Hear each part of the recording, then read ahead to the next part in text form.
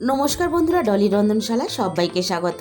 আর আজকে তোমাদের সাথে শেয়ার করব ফুলকপির সম্পূর্ণ একটা দুর্দান্ত স্বাদের রেসিপি, যেটা দিয়ে কিনা তোমরা গরম গরম ভাত, রুটি, পরোটা, লুচি সব কিছু কিন্তু খেতে পারবে। আর বন্ধুরা, আজকে রেসিপিটা শেষ পর্যন্ত দেখার জন্য তোমাদের কাছে আমার অনুরোধ রইল। এই রান্নার জন্য আমি একটা মাঝারি সাইজের ফুলকপি নিয়েছি। আর এখন কিন্তু বাজারে প্রায় সারা বছরই ফুলকপি পাওয়া যায়, তাই ফুলকপি রেসিপিটা কিন্তু খুব সহজেই তোমরা বানিয়ে নিতে পারবে। আমি ফুলকপিটাকে প্রথমে কেটে রেডি করে নেব। একঘেয়েমি আলু, পটল বা অন্য রকম সবজি খেতে খেতে বোর হয়ে গেলে ফুলকপির অবশ্যই এই রেসিপিটা একবার হলেও তোমরা ট্রাই করো। অফ সিজনের ফুলকপি বা সিজনের ফুলকপি কাটার পরে কিন্তু ভিতরটাকে খুব ভালোভাবে দেখে নিতে হবে। ফুলকপিতে প্রচুর পরিমাণে বিষাক্ত পোকামাকড় থাকে, তাই সেগুলোকে কিন্তু খুব ভালোভাবে কাটার পরে দেখে নিতে হবে। ফুলকপির বড় ফুলগুলো আমি দু টুকরো করে কেটে নিয়েছি, আর ছোট ফুলগুলো কিন্তু আমি গোটাই রেখে দিয়েছি। আর ফুলকপির তরকারিতে একটু আলু না দিলে আমার মনে হয় ফুলকপির তরকারিটা ঠিক জমে না। তাই আমি এখানে মাঝারি সাইজের একটা আলুকে বড় বড় ডুমো করে কেটে নিয়েছি। এবার ফুলকপি আর আলু একটা সাইডে রেখে দিয়ে আমি রান্নার দিকে চলে এসেছি। প্রথমে আমি কড়াইয়ের মধ্যে দিয়ে দিলাম 1 গ্লাস পরিমাণ জল। এবার আমি জলের মধ্যে দিয়ে দিলাম 1 চামচ পরিমাণ লবণ। এবার আমি লবণ আর জল একসাথে মিশিয়ে দিয়ে জলটাকে হালকাভাবে আমি ফুটে উঠতে দেব। জলটা দেখো হালকা উষ্ণভাবে ফুটে উঠেছে। ফুটে ওঠার সাথে সাথেই কিন্তু আমি ফুলকপিগুলো দিয়ে দিলাম। অনেকেরই ফুলকপি খেলে কিন্তু একটা গ্যাসের সমস্যা হয়। এইভাবে হালকা একটু ভাপিয়ে নিলে তাহলে কিন্তু সেই সমস্যাটা আর হবে না। আর লবণ জলে একটু ফুলকপিটা ভাপিয়ে নিলে ভিতরে যদি কোনো রকম পোকামাকড় থাকে তাহলে সেটাও কিন্তু বেরিয়ে আসবে। আমি মিনিট 2-এর মতো হালকা আছে ফুলকপিটাকে ঢাকা দিয়ে দিলাম। 2 মিনিট পরে আমি কড়াই থেকে ঢাকাটাকে সরিয়ে নিলাম। খুব বেশি আবার ফুলকপি যদি ভাপানো হয়ে যায় তাহলে অনেকটা নরম হয়ে যাবে। আর রান্নায় দেওয়ার সাথে সাথেই কিন্তু রান্না শেষ হওয়ার আগেই কিন্তু ফুলকপিটা একেবারে গলে রান্নার সাথে মিশে যাবে। 2 মিনিটের মতো আমি ফুলকপিটা ভাপিয়ে নিয়েছি। এবার আমি কড়াই থেকে নামিয়ে খুব ভালোভাবে জল ঝরিয়ে নেব। কড়াইটাকে আমি খুব ভালোভাবে ধুয়ে পরিষ্কার করে আবারও গ্যাসের মধ্যে বসিয়ে দিয়েছি। এবার আমি কড়াইয়ের মধ্যে দিয়ে দিলাম প্রয়োজন মতো সর্ষের তেল। সর্ষের তেলটাকে খুব ভালোভাবে গরম করে নিয়ে আমি কড়াইয়ের একটু চারিদিকে লাগিয়ে নেব। প্রথমে আমি এই রান্নার জন্য আলুগুলোকে ভেজে নেব। আমি সমস্ত কেটে রাখা আলুগুলো ভাজার জন্য তেলের মধ্যে দিয়ে দিলাম। এবারে আমি আলুর মধ্যে দিয়ে দেব স্বাদ মতো লবণ। আর লবণের সাথেই আমি দিয়ে দিলাম সামান্য অল্প পরিমাণ হলুদ গুঁড়ো।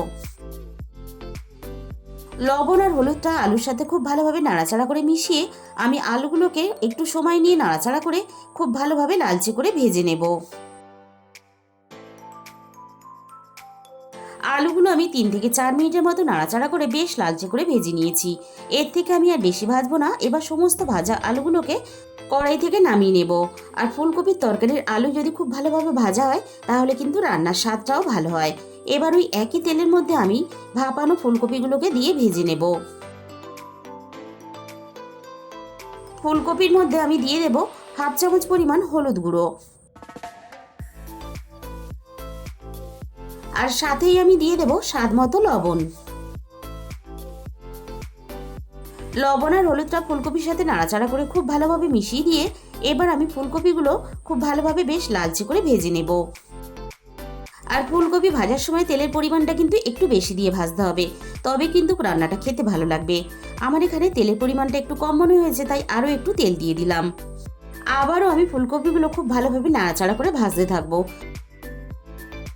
ফুলকপিটা এদিকে ভাজা হতে থাক, আমি এই ফাঁকে রান্নার জন্য কিছু মশলা বানিয়ে নেব।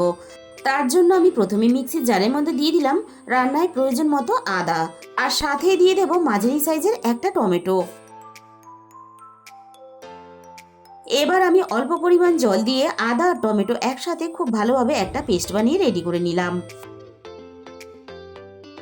এবার আমি আরও একটা মশলা বানিয়ে নেব। তার জন্য আমি ওই একই মিক্সির জারের মধ্যে দিয়ে দিলাম 7-8টার মতো কিশমিশ, আর সাথেই আমি দিয়ে দেব অল্প একটু ভাঙা কাজু বাদাম, আর সাথেই আমি দিয়ে দেব 1 চামচ পরিমাণ পোস্ত। আর কাজু বাদাম আর পোস্তর সাথে অল্প একটু কিশমিশ দিলে তাহলে রান্নাটা বেশ মিষ্টি মিষ্টি খেতে লাগে, আর রান্নার স্বাদটা কিন্তু দুর্দান্ত লাগে। সামান্য অল্প পরিমাণ জল দিয়ে সবকিছু আমি একসাথে খুব ভালোভাবে একটা পেস্ট বানিয়ে রেডি করে নিলাম। পেস্ট করা মশলাগুলো একটা সাইডে রেখে দিয়ে আমি আবারও রান্নার দিকে চলে এসেছি। মশলা বানানোর ফাঁকেই কিন্তু আমি ফুলকপিগুলো খুব ভালোভাবে বেশ লালচে করে ভেজে নিয়েছিলাম। এবার আমি সমস্ত ফুলকপিগুলো কড়াই থেকে নামিয়ে নিলাম। আবারও আমি কড়াইয়ের মধ্যে রান্নার প্রয়োজন মতো সর্ষের তেল দিয়ে দিলাম। তেলটাকে খুব ভালোভাবে গরম করে নিয়ে ফোড়নে আমি দিয়ে দিলাম হাফ চামচ পরিমাণ গোটা জিরে, আর সাথেই আমি দিয়ে দেবো দুটো শুকনো লঙ্কা। আমি কিন্তু শুকনো লঙ্কাটা শুধুমাত্র রান্নায় ফ্লেভারের জন্য ব্যবহার করেছি, তাই আমি এখানে লঙ্কাটাকে গোটা রেখেছি। আর সাথেই আমি দিয়ে দিলাম একটা তেজপাতা কুচি। এবার আমি ফোড়নটাকে নাড়াচাড়া করে একটু ভেজে নেব, ফোড়ন থেকে সুন্দর মিষ্টি গন্ধ বেরিয়ে আসা পর্যন্ত। ফোড়ন থেকে সুন্দর একটা মিষ্টি গন্ধ বেরিয়ে আসার সাথে সাথে পেস্ট করে রাখা আদা আর টমেটোটা তেলের মধ্যে দিয়ে দিলাম। এবার আমি টমেটো আর আদা বাটাটা তেলের মধ্যে মিনিট খানেকের মতো একটু নাড়াচাড়া করে কষিয়ে নেব, আদা আর টমেটোর কাঁচা গন্ধটা চলে যাওয়া পর্যন্ত। আদা আর টমেটোটা মিনিট খানেকের মতো কষিয়ে নিয়ে এবার আমি রান্নার একে একে গুঁড়ো মশলাগুলো দিতে থাকবো। প্রথমে আমি দিয়ে দিলাম ঝালের জন্য 1 চামচ পরিমাণ লঙ্কার গুঁড়ো, আর সাথেই দিয়ে দিলাম আমি এখানে 1 চামচের একটু কম ধনে গুঁড়ো আর 1 চামচ পরিমাণ জিরে গুঁড়ো। আর স্বাদের ব্যালেন্সের জন্য আমি 1 চামচ পরিমাণ চিনি দিয়ে দিলাম। ফুলকপি নিরামিষ তরকারি, তাই কিন্তু অবশ্যই রান্নাতে স্বাদ মতো চিনিটা ব্যবহার করবে, তবেই কিন্তু রান্নার স্বাদটা ভালো লাগবে। সামান্য অল্প পরিমাণ জল দিয়ে দিলাম যাতে না মশলাটা পুড়ে যায়। এবার আমি গ্যাসের ফ্লেমটা একেবারে লোতে দিয়ে মিনিট 2 মতো নাড়াচাড়া করে মশলাটাকে খুব ভালোভাবে কষিয়ে নেব, যতক্ষণ না সুন্দরভাবে মশলা থেকে তেলটা আলাদা হয়ে যায়। আর মশলা যত ভালোভাবে কষাবে রান্নার স্বাদ কিন্তু ততই ভালো হবে। আমি মশলাটাকে খুব ভালোভাবে কষিয়ে নিয়েছি, আর দেখো মশলা থেকে তেলটা আলাদা হয়ে গেছে। এবার আমি মশলার সাথে ভেজে রাখা আলুটাকে দিয়ে দিলাম। এবার আমি মশলার সাথে আলুটাকে নাড়াচাড়া করে মিনিট 2 মতো খুব ভালোভাবে আবারও কষিয়ে নেব। আর বন্ধুরা, নিরামিষ তরকারির মশলা যত ভালোভাবে কষাবে রান্নার স্বাদ কিন্তু তত ভালো হবে। পোস্ত, কাজু বাদাম আর কিশমিশ দিয়ে যে পেস্টটা আমি রেডি করে রেখেছিলাম সেটা আমি রান্নার মধ্যে এবার দিয়ে দিলাম, আর সাথে দিয়ে দিলাম অল্প একটু মিক্সির বাটি ধোয়া জল। আবারও আমি মিনিট খানেকের মতো সবকিছু একসাথে নাড়াচাড়া করে একটু হালকা করে কষিয়ে নেব।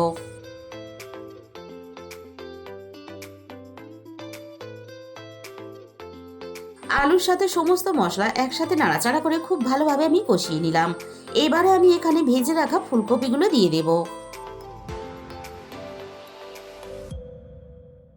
এবার আমি ফুলকপিটা মশলার সাথে নাড়াচাড়া করে খুব ভালোভাবে মিশিয়ে দিয়ে আলু, ফুলকপি, মশলা সবকিছু একসাথে আবারও খুব ভালোভাবে মিনিট খানেকের মতো কষিয়ে নেব। সবকিছু একসাথে নাড়াচাড়া করে খুব ভালোভাবে কষিয়ে নিয়ে আলু, ফুলকপি খুব ভালোভাবে সিদ্ধ হওয়ার জন্য আমি রান্নায় প্রয়োজন মতো জল দিয়ে দিলাম। আমি যতটা ঝোল রাখতে চাই সেই হিসাব করে কিন্তু জলটা দিয়ে দিয়েছি। তোমরা যতটা ঝোল রাখতে চাও রান্নাতে সেই হিসাব করেই কিন্তু জলটা দিয়ে দেবে। সবকিছু একসাথে নাড়াচাড়া করে খুব ভালোভাবে মিশিয়ে দিলাম। আর আরও কয়েকটা কিশমিশ আমি রান্নার মধ্যে দিয়ে দিলাম। অল্প একটু কিশমিশ দিলে তাহলে কিন্তু বাচ্চাদেরও খেতে ভালো লাগবে, আর খাওয়ার সময় মুখের মধ্যে পড়লে বড়দেরও খেতে ভালো লাগবে। ফুলকপি আর আলু খুব ভালোভাবে সিদ্ধ হওয়ার জন্য আমি কিছুক্ষণের জন্য ঢাকা দিয়ে দিলাম। প্রায় মিনিট 15 পরে আমি কড়াই থেকে ঢাকাটাকে সরিয়ে নিলাম। ঝোলটা কিন্তু অনেকটা কমে এসেছে, আর ফুলকপি, আলু সবকিছু যেহেতু ভাজা ছিল লবণ দিয়ে, তাই কিন্তু আমি রান্নাতে আগে লবণ দিইনি। আমি রান্নাটা একটু চেক করে নিয়েছিলাম, লবণের পরিমাণটা একটু কম মনে হয়েছে, তাই রান্নাতে স্বাদ মতো লবণটাকে দিয়ে দিলাম। আলু, ফুলকপি সবকিছু খুব ভালোভাবে সিদ্ধ হয়ে গেছে, রান্নাটাও খুব ভালোভাবে রেডি হয়ে গেছে। আর রান্নার মধ্যে আমি 1 চামচ পরিমাণ গরম মশলার গুঁড়ো দিয়ে দিলাম। রান্নাতে ঘি দেওয়াতে আমার একটু সমস্যা আছে, তাই আমি ঘি দিলাম না। আর তোমরা যদি ঘি পছন্দ করো তাহলে এই সময় কিন্তু রান্নার মধ্যে অল্প একটু ঘিও দিতে পারো। আর বন্ধুরা, একদিন হলো তোমরা বাড়িতে ফুলকপির এই রেসিপিটা অবশ্যই বাড়িতে ট্রাই করে দেখো, আমি তোমাদের কথা দিলাম ভালো লাগবে। তাহলে বন্ধুরা, আজকের রেসিপিটা ভালো লাগলে অবশ্যই ভিডিওতে একটা লাইক করে দিও, আর নিজেদের বন্ধুদের মধ্যে শেয়ার করে দিও। আর যে সমস্ত নতুন বন্ধুরা এখনো পর্যন্ত আমার চ্যানেলটাকে সাবস্ক্রাইব করোনি, এরকম নতুন নতুন রেসিপি পেতে আমার চ্যানেলটাকে সাবস্ক্রাইব করে পাশে থাকা বেল আইকনটা ক্লিক করে অল করে দিও। তাহলে আমি যখনই কোনো নতুন রেসিপি আপলোড করব সবার আগে তোমার কাছে পৌঁছে যাবে। আর তার সাথে সাথে আমার চ্যানেলটাকে হাইপ করে দিও, যাতে আমি তোমাদের সাথে আরও নতুন নতুন রেসিপি শেয়ার করতে পারি। আর তোমাদের মূল্যবান সময় দিয়ে রেসিপিটা শেষ পর্যন্ত দেখার জন্য তোমাদের সবাইকে অসংখ্য ধন্যবাদ। আজকে তাহলে এই পর্যন্ত।